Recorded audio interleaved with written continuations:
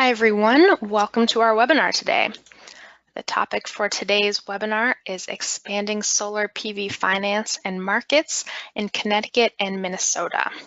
This webinar is being presented as part of our 2018 State Leadership in Clean Energy Awards webinar series. The series is being presented by the Clean Energy States Alliance, also known as CESA, and we have with us on the line several guest speakers from Connecticut and Minnesota, and also our moderator for today's webinar, Diana Chase. Diana is a project director here at the Clean Energy States Alliance. Before I pass it over to our speakers for today's webinar, I'd like to go over a few quick housekeeping notes. You have a couple of options to join the audio portion of today's webinar. You can call in using your telephone, or you can connect using your computer mic and speakers. If you would like to minimize the webinar console so that you can view the presentation full screen, you can do that by clicking on the little orange or red arrow that you see circled here. A very important note, we ask that you please submit your questions and your comments throughout the webinar by typing them into the question box on the webinar console and hitting send. We are going to have two separate presentations today, first on Minnesota and then on Connecticut, and we're going to address questions for each presentation directly after that presentation. So don't wait until the very end to submit your questions. Type them in when you think of them. A final note, this webinar is being recorded. We will email you probably this afternoon with a link to the webinar recording and a copy of the slides. And we will also be posting those materials on our website at cesa.org. So with that, I would like to pass it over to our moderator for this webinar, Diana Chase. Thank you, Samantha. As Sam said, I'm Diana Chase, and I'm a project director here at the Clean Energy States Alliance, or CESA. CESA is a coalition of public energy agencies, mostly state agencies from around the country, working together to advance clean energy. You can see our members here. Today, we're presenting the second of 3 webinars in a series highlighting the 2018 recipients of the State Leadership in Clean Energy Awards. And today's webinar features Connecticut and Minnesota, and we're highlighting 2 innovative approaches that these states or organizations in these states have used to support the expansion of solar photovoltaics. CESA has been presenting SLICE Awards since 2008, and we use them to communicate and highlight the success of various member programs supporting clean energy technologies. CESA members nominate programs from across the U.S., and they're judged by an independent panel of judges that score all of the nominees based on the public benefits and results, cost effectiveness, leadership and innovation, and replicability of the programs. This year's 6 winners are listed on the next slide. They were chosen by 6 judges, and you can read case studies of all 6 winning programs and find the contact information for each of the programs and the list of judges in the report Advancing Clean Energy Progress, Past, Present, and Future, available on our website. The first webinar in this year's series was presented on July 11th. And featured state programs supporting clean energy in local jurisdictions in New York and Oregon. You can find a recording of it on our website. Today, again, we're featuring 2 programs in Connecticut and Minnesota for expanding PV finance and markets in those states. And then the third webinar of the series will be next week on August 9th, when we'll feature Massachusetts and Rhode Island, Massachusetts for its energy storage program, and Rhode Island for the first offshore wind farm developed in the United States. You can register for these webinars and any CESA webinar at CESA's website. Today, as I said, we're going to hear about programs in Minnesota and Connecticut. First, we're going to hear about the Xcel Energy Renewable Development Fund and the Minneapolis Parks and Recreation Board Solar Demonstration Project. After that presentation, there will be a little time for questions and discussion about the Minnesota project. And then in the second half of the webinar, we're going to hear about the Solar for All program in Connecticut. And then after that, there will be time for questions on that program. So we're going to turn now to Minnesota and the Minneapolis Parks and Recreation Board Solar Demonstration Project. I'm going to introduce the speakers from Minnesota now, and then I'll introduce the speakers from Connecticut after the Minnesota presentation and some questions. Mark Ritter is the grant administrator of Xcel Energy's Renewable Development Fund. He is responsible for the negotiation, administration, and management of grant award contracts. He has more than 20 years of experience with program management and financial analysis in both for-profit and non-profit sectors. Craig Wilson is the founder, principal, and owner of Cestology. He focuses on creating sustainable solutions for clients. He has developed sustainable solutions for clients ranging from major metropolitan environmental policies to corporate sustainability strategies to major renewable energy and green infrastructure projects. Mr. Wilson is adjunct faculty at the University of Minnesota College of Design, a member of the American Planners Association, and is a LEED accredited professional. And before I turn it over to Craig, we're just going to show a quick video on the Minnesota Parks and Recreation Solar Demonstration Project.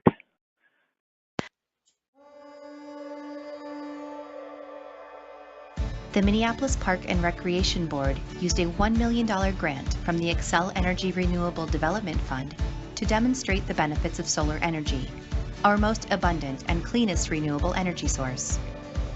With 3 indoor ice rinks operating year-round, Parade Ice Arena uses the most energy of any Minneapolis Parks facility, which is why it was chosen for the largest solar project in Minneapolis Parks, providing about 15% of the arena's power needs and saving taxpayers about $20,000 each year. The solar project was paired with energy efficiency renovations. Combined, they offset 642 tons of annual CO2 emissions. That's equivalent to removing 136 cars from the road. Weber Natural Swimming Pool is the first public natural swimming pool in North America. Natural swimming pools do not use any chemicals. Instead, all 500,000 gallons of the pool's water pumps through a network of filters at an adjacent pond, called a regeneration basin, every 12 hours. The regeneration basin is full of aquatic plants that clean the pool's water naturally. The natural pool was a perfect choice for solar power. Now solar energy helps power the pumps that keep the pool clean. The East Phillips Cultural and Community Center opened in 2011. The 14,000 square foot building is the most energy efficient recreation center in Minneapolis. It's also one of the busiest recreation centers in the city. A new solar awning is visible from the playground and helps make the rec center even more efficient. Reverend Dr. Martin Luther King Jr. Park is home to a new playground that highlights African American inventors. It also contains the Tree House, a special facility supporting Minneapolis Parks youth employment and career readiness initiatives. A new solar array is mounted on the roof of the multipurpose room, inspiring a new generation to consider the possibilities of renewable energy. Lake Nokomis Main Beach is one of the most popular destinations in Minneapolis parks, featuring activities like swimming, paddling, log rolling, and sailing. The Nokomis Hiawatha Master Plan, approved in 2015, called for more shade by the beach. This summer, a new solar canopy was built next to the beach to provide that much-needed shade, while also generating renewable energy. The Minneapolis Park and Recreation Board, building a greener city. Okay, hello everyone. Greetings from Minneapolis. Thank you so much for this opportunity. We are really humbled that this project has been recognized nationally, and I'm really excited to talk about it today. As mentioned previously, I'm a consultant. I'm trying to just get the forward here slide. There we go. I'm a consultant to the Minneapolis Park Board. I wrote the grant and was a project consultant throughout the implementation of the grant.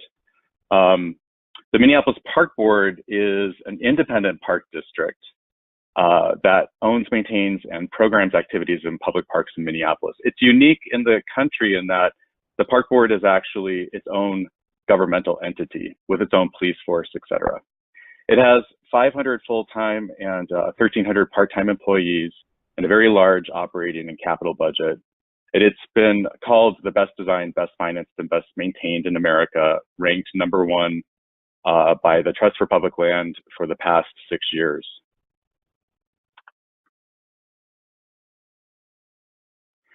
So the Renewable Development Fund was created by Xcel Energy as a way to promote renewable energy in Minnesota. The grant paid for demonstration projects throughout Minneapolis Park Board districts. The total renewable energy production that we were able to advance was approximately 200 kilowatt hours. And the project includes interpretive and educational programming about sustainable solar energy in Minneapolis. I'm going to talk a little bit about our process because it was a very interesting process for not only the Park Board to go through, but the rest of Minneapolis, because there was a very large public engagement process. So I'm going to talk about site selection criteria, evaluation of sites, and the approved sites. So this was a very popular program. We really reached out to the entire community and generated a lot of interest in this. We had to limit site selection to the following technical criteria. And we also had value-based criteria, wanting to make sure that it was highly visible to park visitors, that it had substantial or significant level of visitation, that there was potential for public education, and also promoted an innovative approach to solar energy production.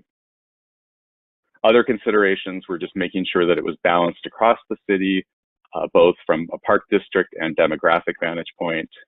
And there were other issues, as you can see below. So we had a public open house in fall 2013, which generated 52 possible locations. We had to really evaluate all of those locations.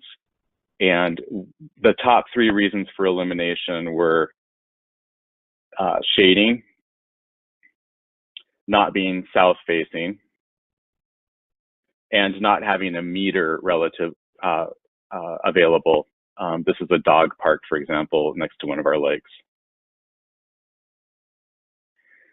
So there were ultimately 7 approved demonstration sites, and they were spread, as you can see, through each district and demographically between regional parks and parks that had higher concentrations of racially diverse populations and lower income populations. 2 of the sites had to be tabled. One of them was going to be implemented in 2019 through a different source of funding, and the other one had structural problems with the building, so we had to table that. There was a lot of stakeholder involvement in this. We had a technical advisory committee, which really helped to bring Park Board staff along the journey and learning more about solar. Lots of site visits, lots of updates with commissioners, master plan open houses, engaging neighborhood organizations and community groups. Minneapolis, like a lot of urban American cities, have very strong neighborhoods, and I think we have about 90 neighborhoods, and we had to engage neighborhoods in our process. And then really communicate about our project installation and do an extensive video and media outreach. Ultimately, we have kiosk signage at each location. So I'm going to talk about each of the project sites. This is an overview of Parade Ice Garden. So it's a 153 kW solar array installed on the north ice skating rink. It used made in Minnesota technology, a company called 10K Solar. It produces about 184 kilowatt hours of electricity, or 15% of the facility's total electricity usage.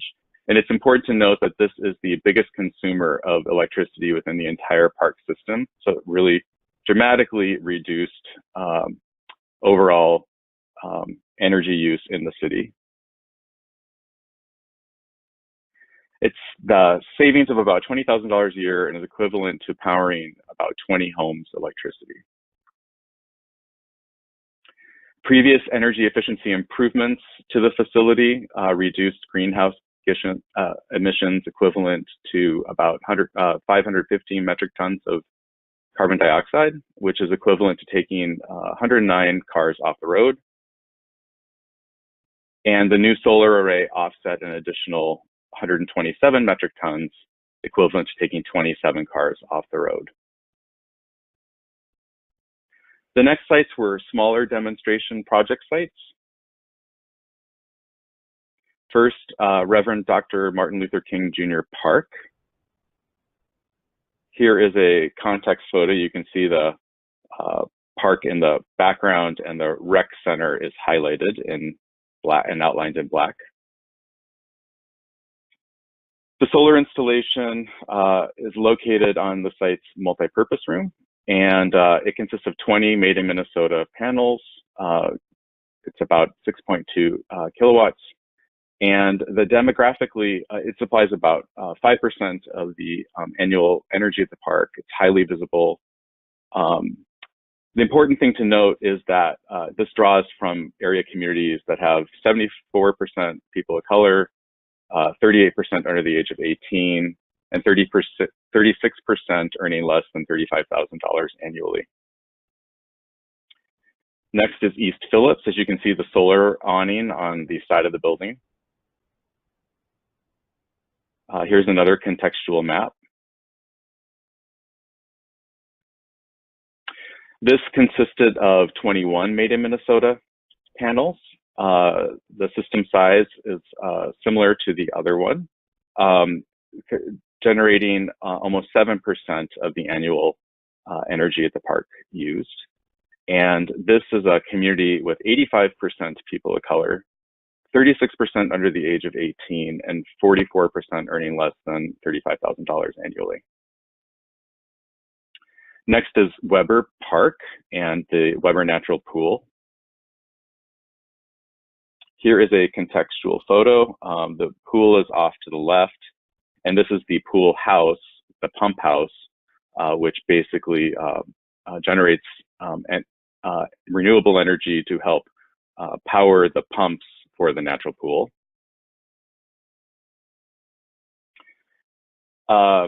It consists of 16 made in Minnesota solar panels, is about 5 kWs. And demographically, this area, this neighborhood represents 19% people of color, 21% under the age of 18, and 52% earning less than $35,000 annually. Finally, Nokomis Beach. This is a regional park, so it draws from the entire city. It's a very popular beach in the summertime and a popular park with running and biking trails. This is adjacent to, I'm going to go back here quickly. This is adjacent to a popular food venue. And one of the challenges was wanting to provide additional shade in the area due to the fact that one of the shade structures was taken down to construct the restaurant that you saw previously. So we were able to accomplish this with the solar awning, and it's been very popular as a place. In fact, I have a friend who didn't know that I worked on the project and ended up scheduling a birthday party underneath this. So it's very popular. It consists of 18 made in Minnesota solar panels, is about 7 kW, and it's a regional park. It supplies about 15% of the park's energy use, and it's a regional park, so demographically, it isn't as crucial.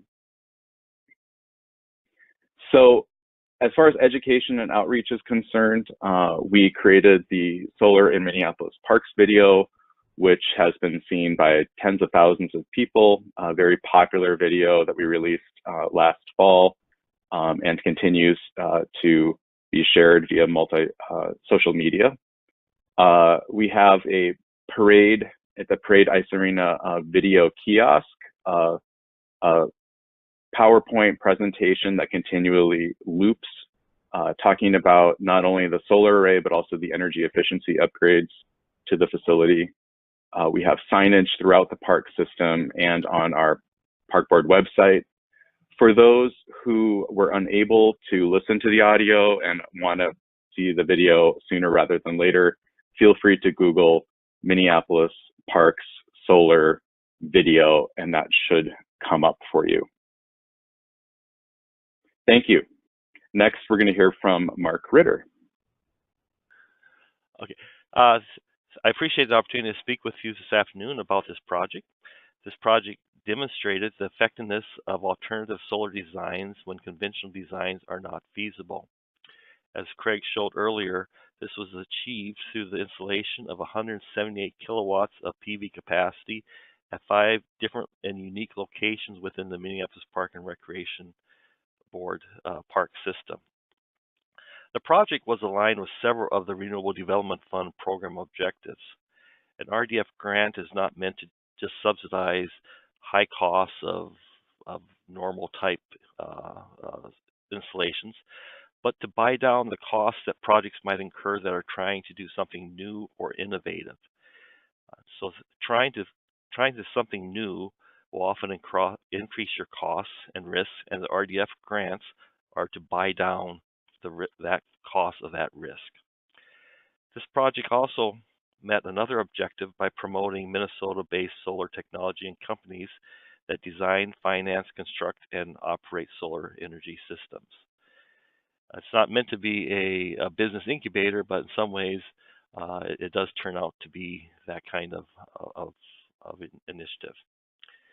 In addition, the project increased the knowledge base of solar in Minnesota and provided excellent opportunity for educating the public on solar energy. Being a northern state, sometimes we are considered to be too far north or too cold for solar, and this provides the opportunity to show that solar is a viable source of renewable energy in a northern climate.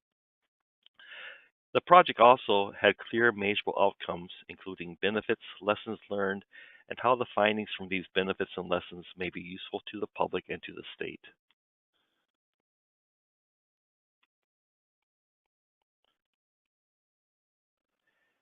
With these objectives in mind, the project was selected due to several significant features.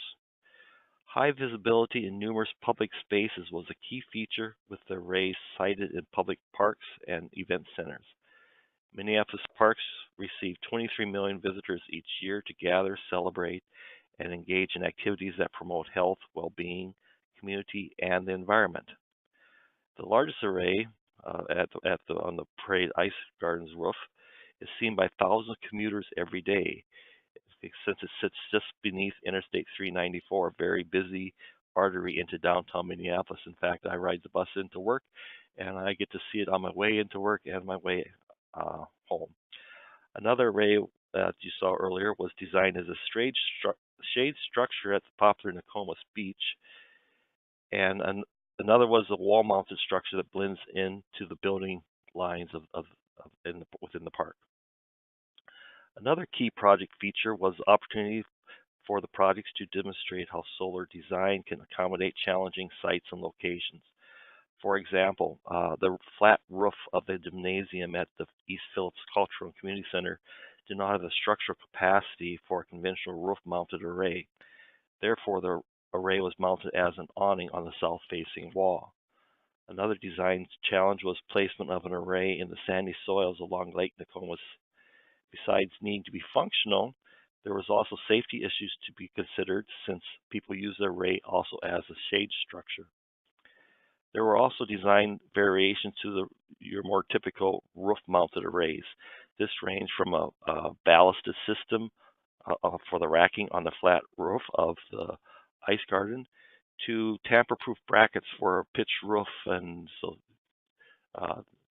and that was seen at the Martin Luther King Park.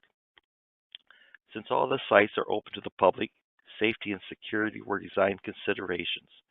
Whereas a commercial solar array can simply build a fence around the array, a utilitarian design of fencing, that kind of option would not look good in a park setting. Viewscape is something that we also need to look at when we install solar systems, because you want them to be fit as naturally as possible into a setting, which can be a challenge for a park or other kind of natural environment. As Craig mentioned, the project was also a great opportunity for public education. The on-site signage was created for each site, and the signs contained site-specific project descriptions and a brief description of how solar power works. The Park Board also organized a regional and community outreach effort. 4 news releases were distributed to local media and neighborhood organizations to celebrate project milestones. There was also media coverage in the printed press and local television, a Facebook presence, and also Twitter feeds.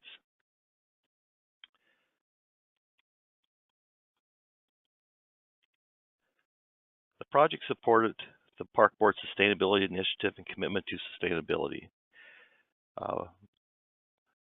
From an environmental perspective, there were a number of environmental benefits that help reduce environmental impacts from park use and programming. Besides the reduction in air emissions of carbon, NOx, and SOx, there is no noise pollution or impact to the existing ecosystem. The project also reduced the park utility bills.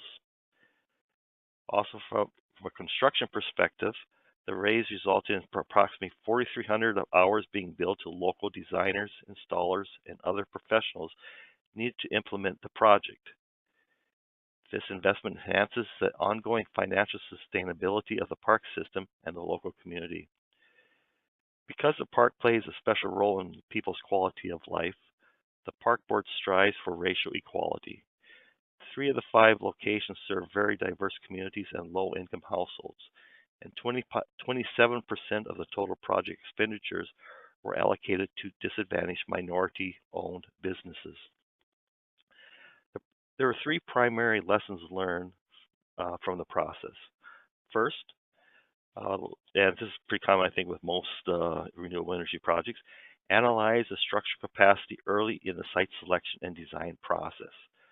Early in the process, sites were selected based on criteria that had not been earlier vetted by the structural engineers. After extensive community engagement, it was discovered that one of the favored sites did not have the structural capacity and could not move forward. So by identifying whether or not a site is structurally has a structural integrity for a system will help things down the line. Second, plan additional time for public outreach, agency processes, seasonal constraints, and availability of affordable labor and materials. The original project timeframe had to be extended to accommodate extensive public outreach requirements and a thorough site vetting process. There were also construction constraints due to seasonal conditions. Sometimes, especially in building here, again, as far as building in a northern climate, we had to consider when there was snow or frozen ground, so there are sometimes seasonal conditions depending upon where you're at. Thirdly, use conventional mainstream technology. An initial project vendor closed their operations toward the end of the project, so replacing components associated with 2 of the arrays that employ that technology may become challenging.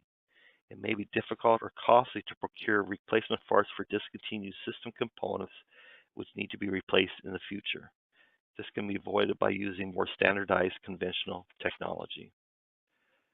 The project has created a unique opportunity to expose millions of park visitors to the possibilities and benefits of solar power.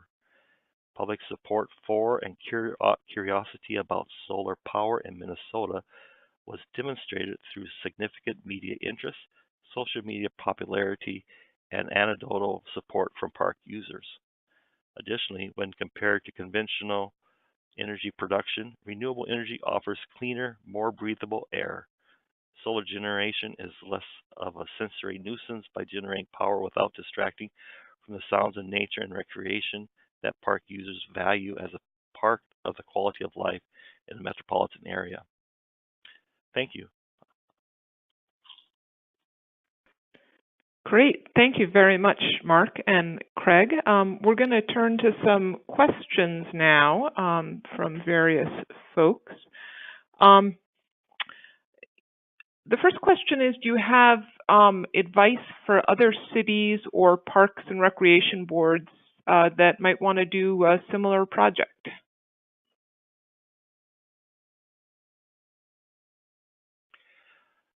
Sure, I'd be happy to address that. This is Craig Wilson speaking. And then Mark, it sounds like Mark, you may have a comment too. So I'll start and then you can follow up. I would say that from a park vantage point, one of the lessons learned for us was that park systems typically don't have expertise on staff to manage processes like this. And so it becomes essential to bring on third-party independent folks like myself or solar installers or engineers to assist in evaluating and managing this type of project. I would say that lesson learned from Minneapolis is to plan and allocate a lot of time for public discourse because solar is an incredibly popular thing. And as soon as you mention it, parks are beloved spaces, I think universally in most cities, and people care about parks. People tend to care in urban areas about renewable energy and particularly solar. So it really creates a lot of public interest, and making sure that you allocate enough time and transparency to really authentically move the community through the public engagement process.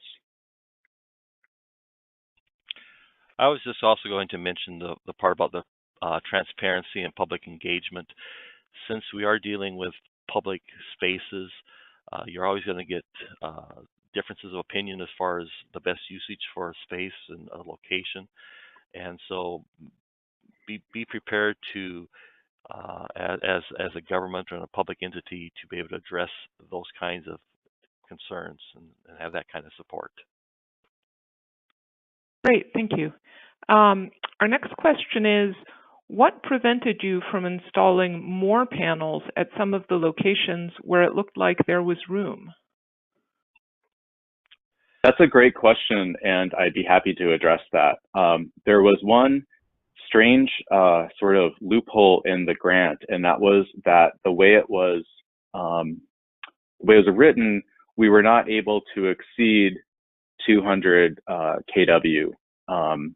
So while we could have installed more, we were unable to just because of the limitations of the grant. Mark can probably explain that a bit more. Also, we ran into, because of the amount of time it took us to actually implement the project and the increased cost with Made in Minnesota solar technology, which is also something that we had proposed in the grant, which made the cost of solar higher. We were limited on that front as well. I concur. The grant contract, the REDF grant contract does have a cap as far as how much capacity can be installed.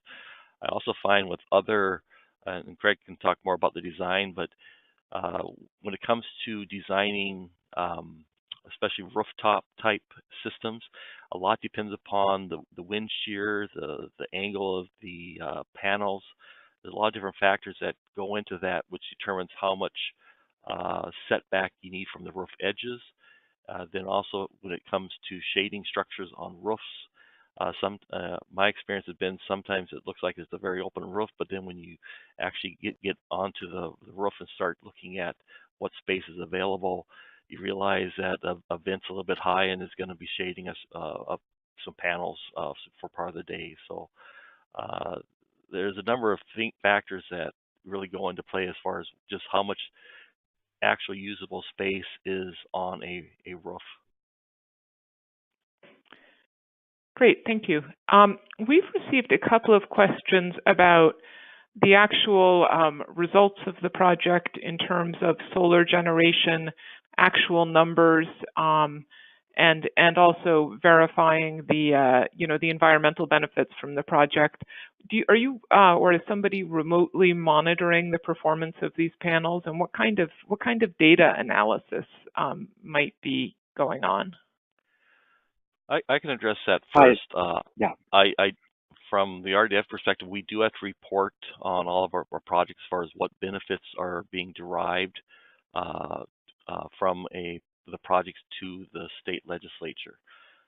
So one thing that we look at is the overall actual, and so we have to be finding also what can we measure. One thing that is very measurable is the generation of power, and from that we can extrapolate based on the emissions level that the company has for carbon and NOx and SOx. We can extrapolate what the actual emission reductions are based on the generation that comes from that system.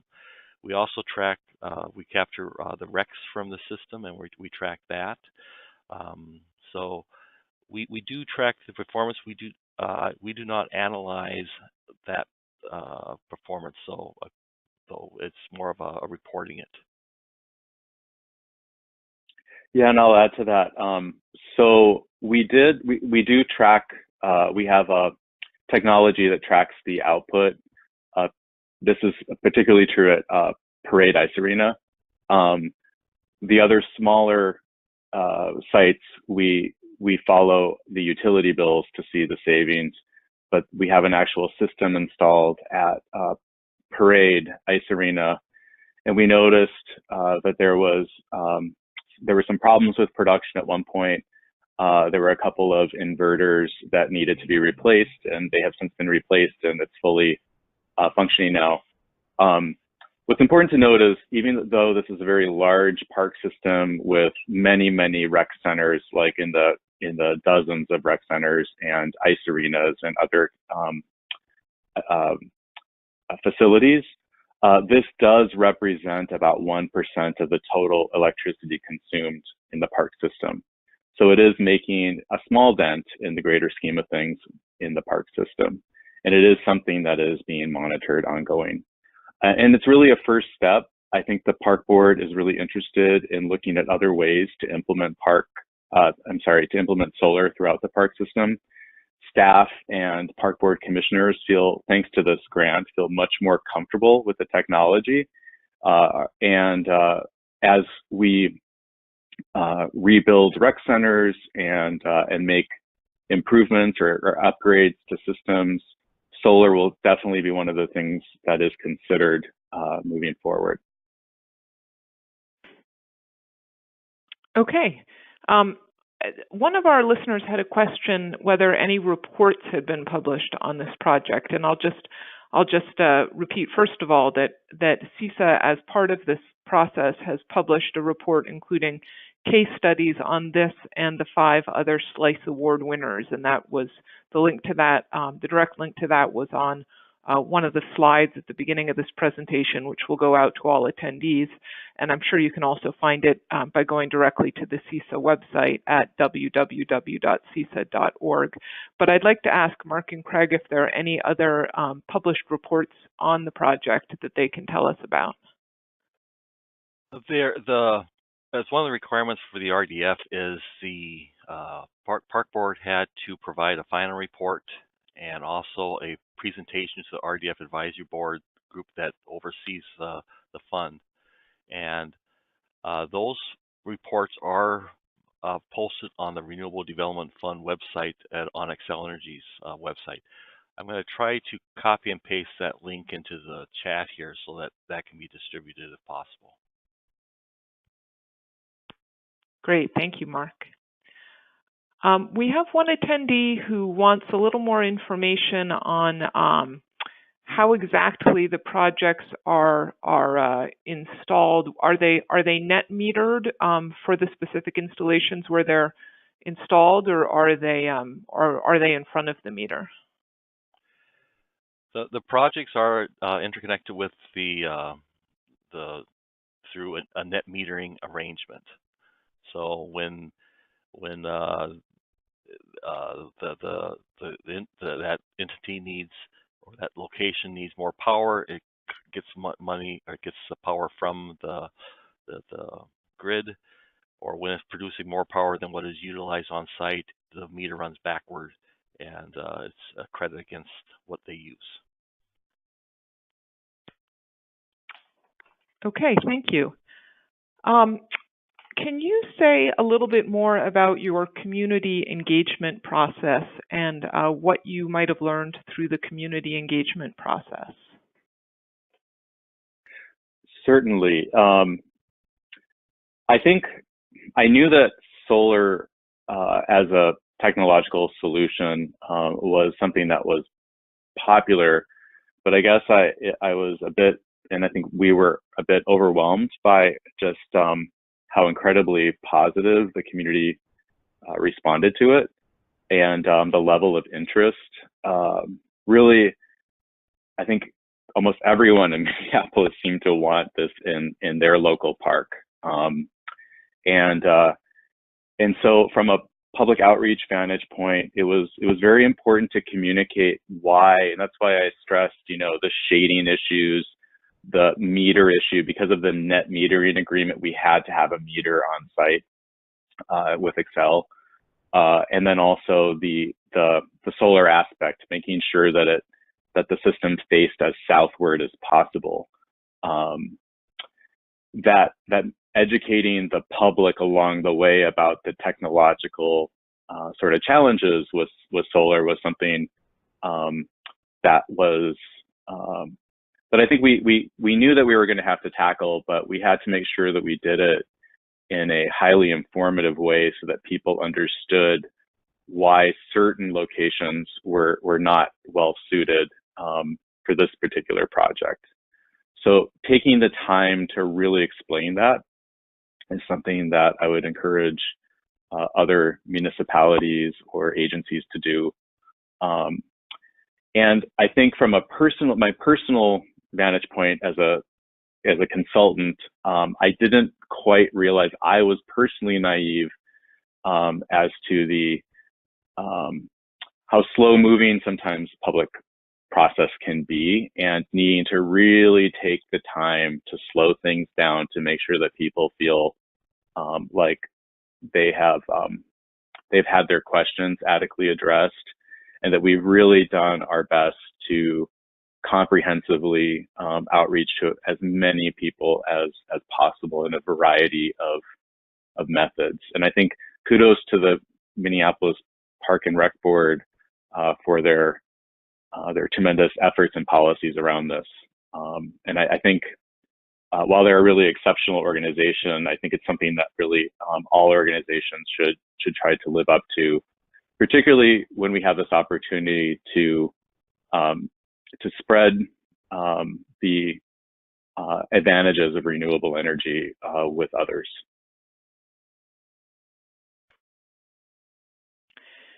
Great. Well, thank you very much.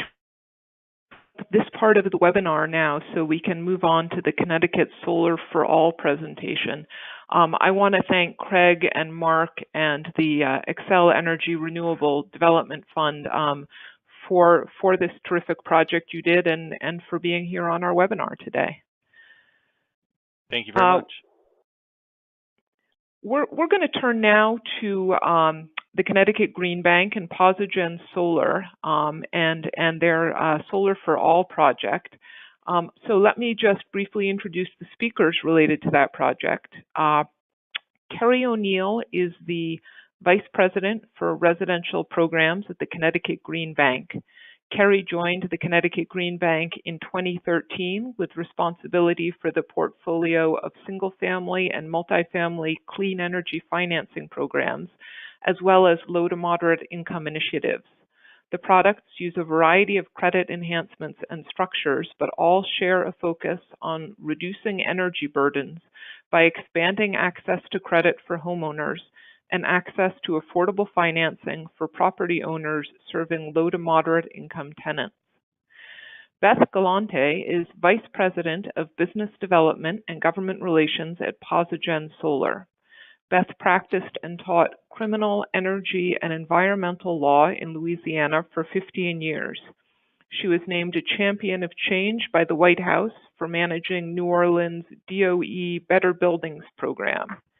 She joined PosiGen Solar at its founding in New Orleans 6 years ago to deliver solar and energy efficiency financing and guaranteed savings to all homeowners, regardless of income or credit score.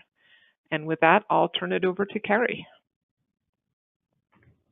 Thank you so much for that introduction, and really thank you to CESA for allowing us to tell folks about what we've been doing here in Connecticut and our partnership with PosiGen. It's always a delight to be on a panel with Beth.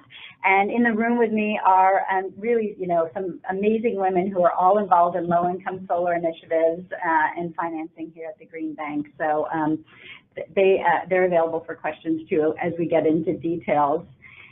So I want to start by just talking a little bit about who the Connecticut Green Bank is. We are a quasi-public state agency of the state of Connecticut. We were founded in 2011 to mobilize investment into the clean energy economy. We've been very successful in doing that. We've mobilized $1.3 billion to date, and that's $8 of private investment for every dollar of public investment. And we've really been focused on reducing energy burdens. We've done that for over 30,000 households and businesses and nonprofits. And today we're going to talk about how we've achieved beyond parity for low to moderate income rooftop solar, which we're really excited about. And let me just start first by talking a little bit about how we think about our marketplace, and we're going to talk about energy burdens and then the housing market. So when we think about energy burden reduction, we're really focused on that, the lower income bands and what burden they're currently seeing, and they're an overburdened population in terms of the amount of money that they're spending on energy costs relative to others. Over half of our low-income residents have a high energy cost burden, meaning it's over 10% of their income, and for some folks it's significantly higher than that. And so our goal is to try to bring solutions into the market that can bring that energy burden down in line with more affluent households, and certainly our goal is to get it below 6% of income. A lot of work to do in this area, and that was kind of our task that we had set before ourselves. And as we started to look at the low-income market, one of the things that we didn't fully appreciate until we really looked at our numbers is how many homeowners we have in our lower-income bands. Over a third of our low-income folks are homeowners, and that opened up an opportunity for us to really think about a solar solution on the rooftop for our low-income homeowners. Because there are so many of them, and there's so much good that we can do in terms of reducing energy burdens there. We do align our definitions of a low income with the housing world, our housing finance agency and our Department of Housing, and as opposed to, for instance, the weatherization assistance programs. We felt this was really important as we looked at financing solutions. So we have two policy tools that have really allowed us to make progress here in Connecticut on low to moderate income solar. One of them is we run the state's solar investment program for rooftop solar, and in 2015 we created an LMI performance-based incentive for third-party owned solar. And today that tiered incentive is almost 3 times higher than the market rate incentive. We require an income screen where the household has to prove that they're at 100% of area median income or lower. We make that easy to do. If you can provide us documentation of other programs that you're involved in, free and reduced lunch or subsidized healthcare or things of that nature, we'll take that documentation. So far, we have 2 contractors that are approved in the program, PosiGen and Sunrun. And the other thing that comes with this LMI tiered incentive is enhanced consumer protection. Some of the things that we're doing at the Green Bank is that we're working with our approved contractors to review their pricing. We want to be sure that one of the goals of this tiered incentive is that lower pricing is available to our LMI population so that we can have more folks able to go solar. The second tool that we have available, because we are the Green Bank, is that we ran a solar financing RFQ in 2015 specifically focused on LMI solar. And PosiGen was a respondent in that and proposed, a financing fund, a lease fund in Connecticut that we were really attached to, and I'm going to talk about their offering in a moment. And that allowed them to create a $45 million fund here in Connecticut. We have $8.5 million invested into the fund. We're going to put another $1.5 million in shortly, I think that's in the next couple of weeks, and we have board approval to go up to $15 million because we see a lot more runway here and really excited about it. One of the things that we love about the proposal that PosiGen brought us and their business model that we didn't see from others is that it builds in energy efficiency and solar combined, and this is really powerful to us in terms of how that can reduce the energy burden, and this kind of a way of visualizing what that means, taking an average household that's at 80% of area median income in the state. We can drive significant savings for that household when we combine energy efficiency with solar PV. So really exciting. We were very excited when PosiGen brought this model to us. And that target is about $500 a year in savings after financing. We know that's the target. We know many, many, many, many customers who are saving significantly more than that, which has been exciting to see. Little bit on results. Another thing we love about PosiGen's model is they do a community-based marketing approach, which is so important when you're trying to reach low to moderate income households. We have together run 5 different municipal-based campaigns around the state, and of course there are all kinds of nonprofit partnerships as well, not just in these 5 cities. Our most recent one is Hamden, which launched in May of this year, and this is going to be the best one that we've ever had. We're really excited. In terms of some of the results, actually, we'll get the results in a moment. One other tool that we did and we made available to PosiGen and Sunrun in the market is we took a look at all the low to moderate income customers who had gone solar in the state to date. We did this last summer. And we did a customer segmentation analysis out of it to enable folks, solar installers, to be more targeted in their approach to customer acquisition. And out of that appeared 3 unique customer segments. We named them dollars and cents for Judy and Dante. They're a young family. They're a little bit better educated, but they're still in that more modest income bracket. And we have seeking stability represented by Kurt. He's single. He's probably living in a more urban area. He's in the professional workforce and looking to not only seek stability but do better for himself as well. And then we have Emma, who's surviving but not thriving. She's older, maybe approaching retirement, and she may be divorced or married, but she's challenged with her economics. The other thing that we looked at when we looked at this is so these are all folks who are going solar, based on folks going solar in the state already, but we also asked questions like, what other home improvements are you likely to adopt? And windows scored high here, and some of the other measures like heating and cooling and hot water heaters. This was important for us because, again, we want our low-income folks to be doing efficiency as well as solar. So some stats to date, we've had over 1,600 projects that have been installed, almost 10 megawatts of solar. This is with PosiGen in particular.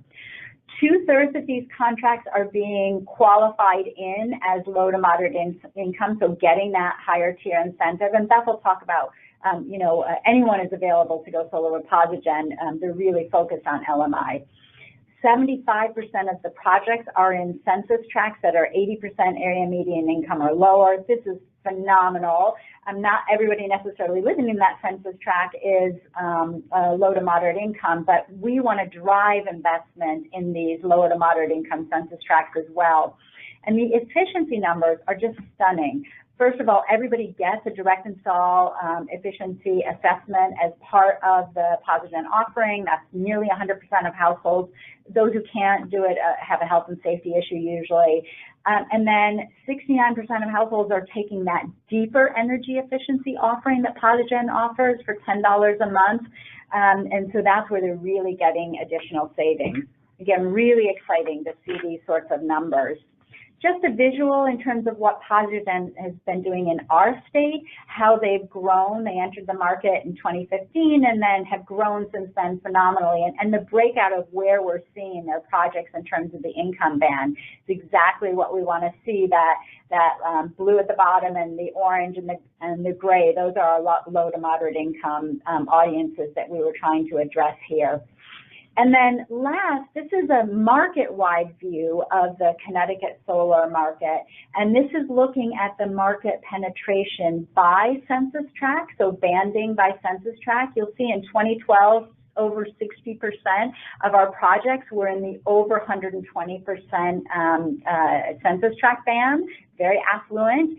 And then you see in 2016 and 2017 how we really we're able to bring that back into line, and we've actually now been able to over-deliver and do exactly what we've been trying to do, bring solar to low to moderate income audiences. And I'll just note that PosiGen, huge success story, but in 2016 they only represented 20% of the LMI activity, and in 2017 only 32%. So what we're seeing here is spillover. We've had such a great run with PosiGen. We talk about them all the time, and that's drawn the attention of other installers. Wow, well, there's something to these low to moderate income neighborhoods. There's a good business here. I need to go sell to these folks too. And that's been tremendous to see that sort of market transformation. Again, exactly what we want to see. The last thing I'll leave you with is this is how we measure ourselves here at the Green Bank and hold ourselves accountable in terms of whether or not we're doing what we're trying to do. And here's why we say we're now beyond parity. In the first column, we have how many solar projects have been installed in each of the AMI banded census tracts. We then have how many owner-occupied homes are in that census tract. So in the under 60% band, 7.1% of the units are owner-occupied. That makes sense. A lot of lower-income folks rent, not many own their home.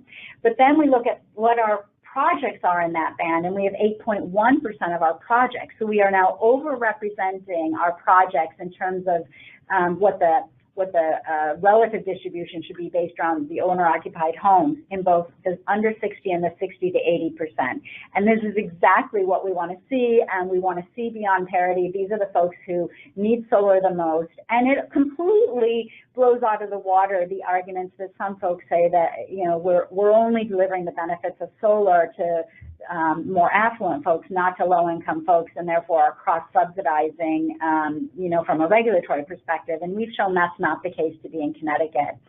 And I'll just leave you with this this quote from Pope Francis. Our theme at the Green Bank is inclusive prosperity. We think a lot about that when we think about our work and making sure that benefits of clean energy are available to all. And this program, Solar for All, partnership with PosiGen, is a perfect example of that. There can be no renewal of our relationship with nature without a renewal of humanity itself. There can be no ecology without an adequate anthropology. So with that, I will leave you and turn it over to Beth to talk about the PosiGen model. Awesome. Thank you, Carrie. Can everybody hear me okay? Yes, we can. Excellent. Well, I just want to thank CESA for convening this webinar today, and it's been such an honor to be recognized with the Connecticut Green Bank for the hard work that we've been doing for the last 4 years to deliver solar and energy efficiency to low-income families in Connecticut.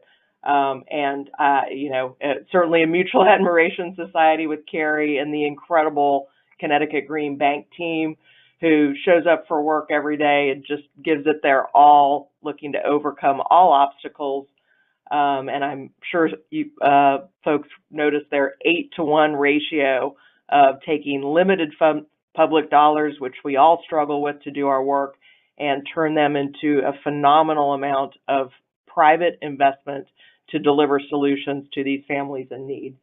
So just briefly, I wanted to introduce PosiGen. We were founded in New Orleans after Hurricane Katrina with this crazy idea that we would put together a financing solution so that our lowest income homeowners could access solar and energy efficiency.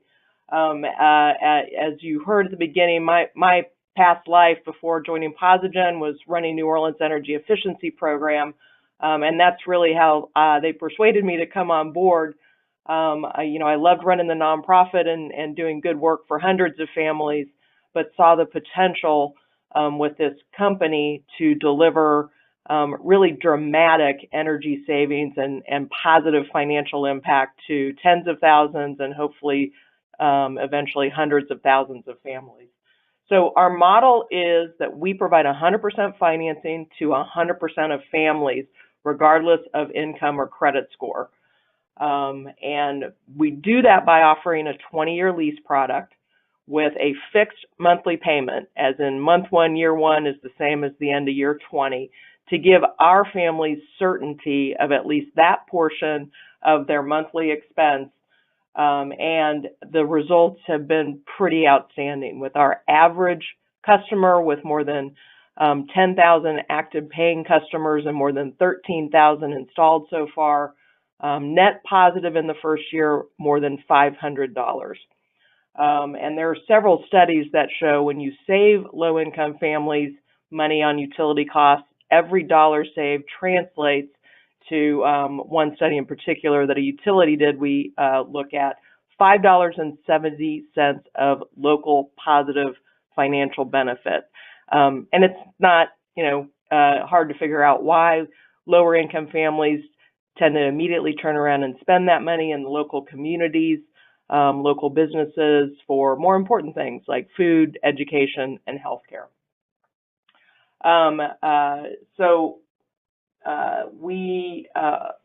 Sorry about that. One way that we keep our costs down is by what we call being the Southwest of solar, which means that we don't do customized systems. Everybody gets this, just like Southwest gives the same plane and same peanuts to everybody. We try to do a standardized system size, although we do offer different sizes of generally 4.5, 6.2, and 8 kilowatt. By doing a standardized system, we're able to drive our equipment and installation costs down dramatically, which is how we then turn around and offer our customers the lowest monthly cost of any solar company. I think I can say that. So it's been a good model to make sure we pass on those savings to our families. We're at 173 strong so far, and an extremely diverse workforce. We work very hard to make sure that our team looks like and represents the communities that we serve. And I threw in a couple of examples of some of our awesome team members. We're trying to create career pathways with outstanding benefits. So we serve that side of our social impact mission as well. Carrie, mentioned our Solar for All efforts, and I absolutely wanted to highlight how critical it's been for our success in Connecticut that not only have we had the outstanding partnership with the state Green Bank, but that we partner with local governments, nonprofits, and small businesses that share our interests to make sure that we reach out to low-income families from not just every direction that we can figure out, but that we bring those messages to them with trusted partners. At its core, we are a for-profit company, and we are offering customers something which frankly sounds too good to be true, that they will come out richer than we found them. Low-income families are extremely reluctant to take on additional debt, and frankly distrustful of for-profit companies, as most of them have had some experience or certainly know people that have been subject to predatory practices. I just wanted to flag a couple of things about what our customers look like. And Carrie mentioned we will serve 100% of families. We have no upper income bracket, of course, but we work very hard to get our message out and focus our energies on getting low-income families served. A lot of folks question us, why can't we come up with a loan? Why can't families purchase these? And I just wanted to highlight a couple of reasons why a loan can be a superior product for lower income folks. Obviously, the short answer is without sufficient income credit score or debt to income ratios, you can't get a loan. And very few families have the $15,000 to $20,000 sitting in the bank that it would take to finance a solar installation. Historically, folks that can get a loan, particularly, for those lower income families, tend to have higher interest rates because of income challenges. The fees tend to be more outrageous, worse terms. So even if they can get the loan, historically speaking, it's not going to be as good looking a loan as someone with higher income credit or debt to income. If they can get the loan, a lot of low income families don't have sufficient tax obligation to take advantage of that 30% tax credit, meaning that they would leave money on the table and ultimately have to pay a higher cost. As I mentioned, low-income families, for good reason, are very reluctant to take on any additional debt that would encumber what for most of them is their most valuable asset, their home. We offer fixed predictability without an escalator, and a lot of our families really appreciate that. They can then budget monthly expenses knowing at least that expense, a portion of their energy cost is going to be fixed. And I'm sure you all have experiences, particularly during extremely cold or extremely hot months, when those utility bills without solar energy efficiency are very outrageous and frankly terrifying to some low-income families. And as I mentioned, our families tend to reinvest their savings in the communities. Let's see. Again, I'm going to just kind of mention, just because they may have been ignored by the traditional credit market doesn't mean our customers aren't really credit worthy. So we're also, I think, trying to create a great database to show that a lot of our families could have qualified for a loan to purchase solar. And some of them have just been afraid to try, assuming that they weren't going to be able to qualify. But for our investors, we are starting to prove that our customers are saving money and they're going to pay. And our default rate at less than 0.5%, in line with traditional market rate, is proving that out. And as I said, a lot of our customers could have gotten a loan, and I'm just going to gloss over that, but if anybody has questions about that, it's just kind of showing that our customers are credit worthy, and we're hopeful that we're creating a movement to serve them better. Just wanted to finish with a couple of our customers' quotes. They are, of course, the most important thing here. Our average customer is saving more than $500, but we have hundreds of examples of customers who are saving just stunning amounts of money with their solar and energy efficiency. And to be clear, and to Carrie's point, solar is fantastic, and that's what captures people's attention. It's how we get an opportunity to show them what their savings can be. And we kind of, I always say, make them take their energy efficiency medicine, because we know it's the best investment for them. And because we are dealing with low-income families, we tend to be working in homes that are older, that have a lot of deferred maintenance, that have mechanicals that are in bad shape, functionally obsolete. We find that the money that we spend on the energy efficiency upgrade is where we can occasionally deliver just stunning amounts of not just savings because of the upgrade, but also we identify health hazards in the home because we do the full BPI audit, And we have many examples of customers where we flagged dangerous carbon monoxide issues, which we were able to address with them and greatly address and improve not just health issues, but just comfort and quality of life. So I'll finish with Carmen's quote, which is basically, when you're guaranteeing savings, there's no credit check, and our prices are fantastic, it's a no-brainer. So we are hopeful that we can expand this model in the coming years because obviously there are tens of millions of families struggling with high energy burdens and really severe energy poverty around the country. And it's just a question of taking those limited financial opportunities and finding a way to leverage private investment through like with partnerships like with the Connecticut Green Bank. I'll stop there. Great. Thank you, Beth and Carrie. We're going to just jump right into some questions here.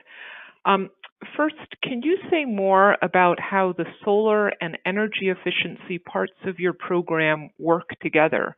Which part is more exciting and motivating for customers, and which part saves them the most money? Well, Carrie, it's all right. I'll take it. Oh, sorry. That was my timer. Okay. And again, we always laugh about it. And anybody that works in energy efficiency is always like, it's crazy to do solar first. But you've got to find people where they're interested and are going to get excited. And there's no doubt that the solar is the sexy side of the business and it captures people's attention.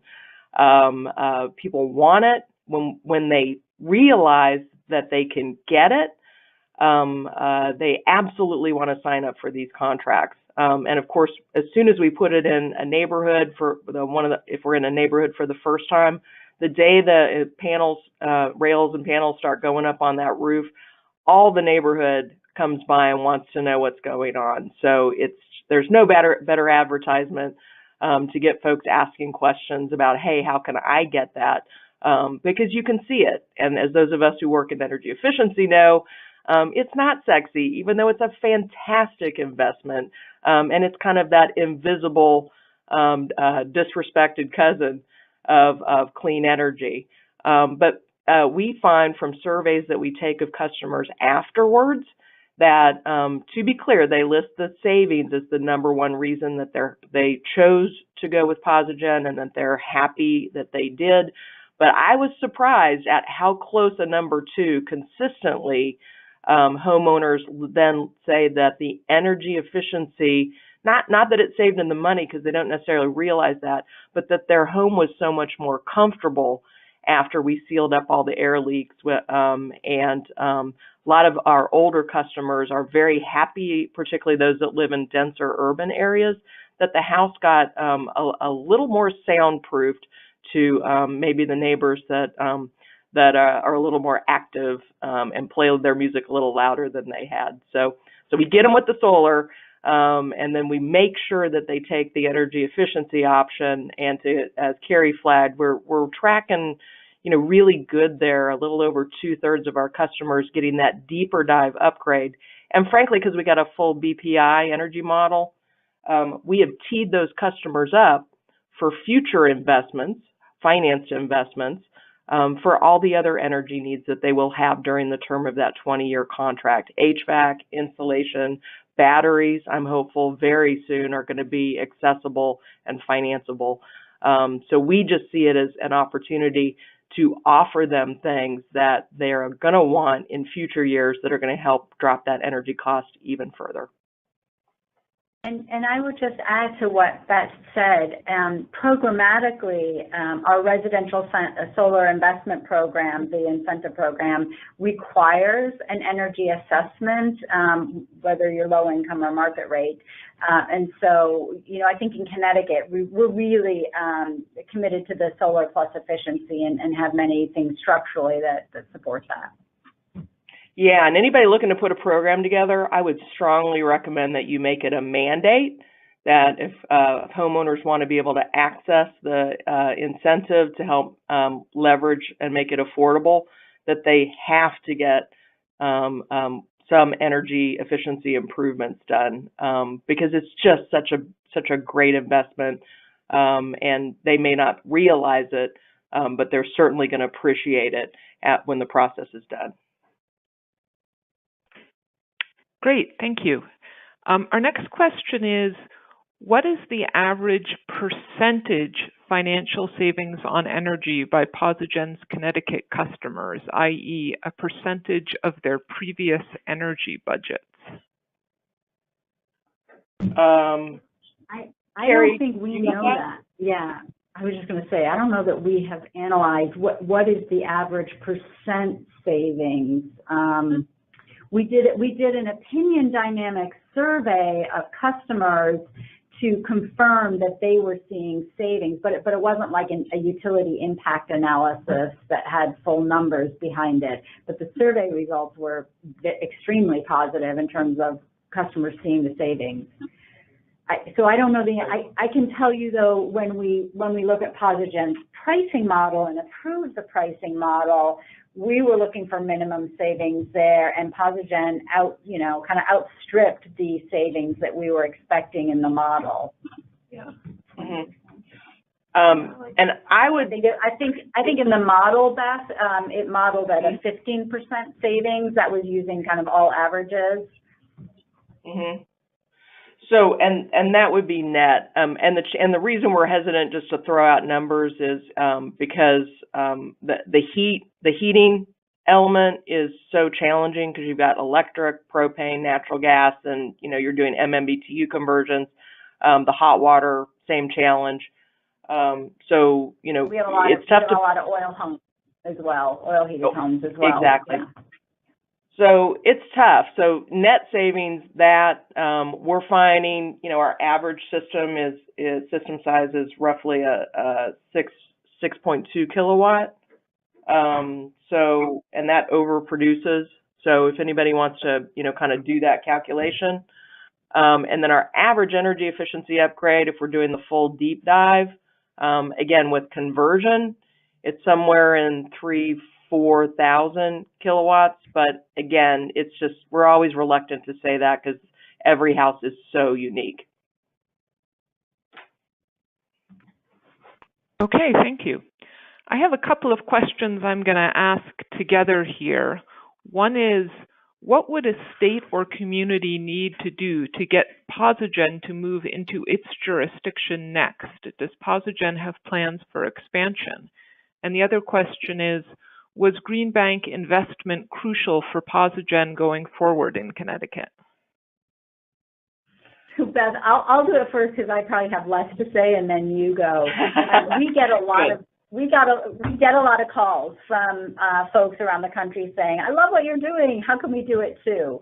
So I do think first you have to have good solar policy for residential rooftop solar. That is important. We sometimes get calls from states that don't have some of the basic things that you need for good rooftop solar policy. And then we studied the problem a lot, and we felt at the end of the day that the two policy tools that were most important for us to make available to the market were, first and foremost, a tiered incentive that would give more financial kind of attention for installers and third-party owners in particular to look at this market segment that they weren't looking at before, and also to pass on those savings to the customer to make it more affordable to the customer. And then we felt it was very important to offer some sort of financing. We made available credit enhancements, subordinated debt, all kinds of different tools, but we felt that was important at that period in time. At this period in time, I don't know, Beth, you'll say whether or not the financing piece was as critical as the incentive. So I'll stop. Right. PosiGen absolutely is looking to grow this year, and we are actually just doing a pilot in New Jersey, which with the new administration is extending significantly its investment and support of the solar industry.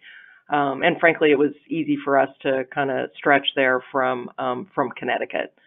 But we very much want to find two other markets to enter next year, and we've kind of started that outreach. So I strongly encourage anybody that's interested in kicking the tires and talking numbers to reach out to talk with us. So to enter a new market, we need a stable net metering policy, and we do need incentive.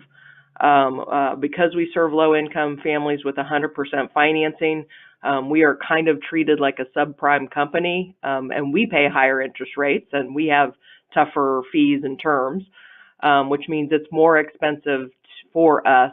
And of course, because we need to deliver net positive financial impact to our families, we have to keep our monthly costs down so we can confidently say that we're delivering noticeable savings to our families. So we've kind of got pressure on both ends there. So those two things are critical. And then the third thing, which is not as critical but certainly important, is the energy efficiency incentives available. The more robust the incentive, the deeper dive the energy efficiency upgrade that we can make, and the more we can deliver all the outstanding benefits from that side. Great, thank you. The next question is, you talk about having local campaigns in particular cities. Does that mean that the cities you listed are the only places your product has been available in Connecticut? Do you advertise at all outside of those cities? And what would happen if someone called you who didn't live in one of those cities? Oh, yes, and sorry for creating that impression. We want to serve every single homeowner in Connecticut if we could reach them. So these special marketing efforts are modeled after Solarize campaigns, which I know a lot of you are familiar with. Realizing that if you identify a discrete geographical area and you put a time limit on a campaign where you're partnered with elected and local officials, you can help drive interest, conversation, and ultimately more installs. So we just use that as a tool to help raise community awareness. And we're out canvassing all around the state, and we have TV ads, Facebook, we're doing the whole thing. So did not mean to create the perception that we're only available in those jurisdictions. And I would just, echo that. From the Green Bank's perspective, we needed a statewide solution and partner. But from our perspective, what these city campaigns do is they give us a lot of press and talking points that we can use to educate the broader industry about the opportunities for LMI solar. So not only does it drive business for PosiGen, but from the Green Bank policy perspective, it really helps us change the conversation about what's possible with LMI solar. Great, and we're coming close to running out of time. I have one final question. If you could keep the answer somewhat brief. Can you say more about the alternative underwriting you use? Is this something that you think should be adopted a lot more widely in other solar programs? And if so, why hasn't it been? You want to take that, Carrie? No, you take it back. Okay. We firmly believe when we started PosiGen that it was everybody in New Orleans had a terrible credit score, right? Like everybody had no money, no jobs. Our credit scores got ruined. We were all kind of in the same bucket. But people pay their utility bill, right? And we believe that if we cut that bill so dramatically, and offered them a low fixed payment, that they would pay us. So we pitched that customers were going to pay us, and we wanted to start establishing some interest in looking at, particularly for homeowners. I wish we could serve renters, but starting with this base, if we could look at their utility payment history. And then the fact that they were homeowners and that we were going to leave them net positive, that should begin to chip away at this traditional stodgy underwriting of other factors. So many of these low-income families really aren't participating in the credit market. So they just may not have much of a credit score because they're not out doing the things that they tell you to do to raise your credit score, like have a credit card for a decade. So yes, it is absolutely needed because this capital that could potentially flood into the market to help subsidize this population, it is only going to be unlocked when people push their comfort zone. And this can come from many directions. Local banks, CDFIs, if you've got local philanthropics that believe that energy poverty is something that should be addressed. There are many ways you can start to chip at it. But ultimately, PosiGen is always happy to, show the results for what happens. If you can, find the dollars to make that initial upfront investment and then track the data. I have to give a shout out to the Connecticut Green Bank as well.